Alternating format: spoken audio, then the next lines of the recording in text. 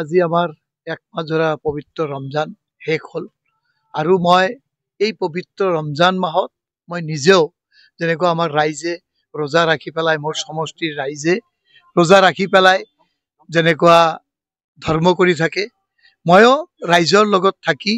ৰাইজক সহায় কৰি মই এক মাহ পুৰা ধৰ্ম কৰোঁ। আপোনালোকে চবে জানে সজল ফাউণ্ডেশ্যনৰ ফালৰ পৰা আমি বস্ত্ৰ বিতৰণ কৰোঁ আৰু যেহেতু আজি আমাৰ পবিত্ৰ ৰমজান শেষ হ'ল, ৰোজা কমপ্লিট হ'ল, কালি আমাৰ ঈদ। এই ঈদৰ মই গোটেই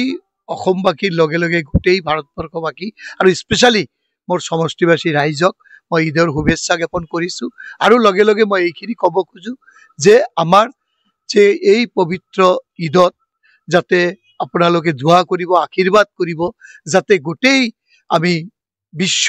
বা আমাৰ ভাৰতবৰ্ষত বা মোৰ সমষ্টিত স্পেচিয়েলি যাতে আমি সবে একত্ৰিত হৈ জাতি ভেদাভেদ বাদ দি পেলাই যাতে আমি আমাৰ উন্নয়ন কৰিব পাৰোঁ আৰু একত্ৰিত হৈ যাতে সবে মিলি ঈদ উদযাপন কৰিব লাগে।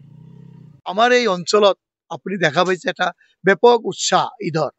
ঈদ আহিছে মানে আপুনি বজাৰ ঘাট, ৰাস্তা ঘাট, ৰাইজে ৰাইজ আৰু ইমান উৎসাহৰে সবে আনন্দ মুখেৰে আজি মোক নহ'লেও প্ৰায় 200 পৰা 400 মানুহে মোক কালি ঈদৰ দাৱত দিছে আৰু এই ঈদত মই নিজেও খুব খুশি যে এক মাহ পবিত্ৰ ৰোজা কৰি পেলাই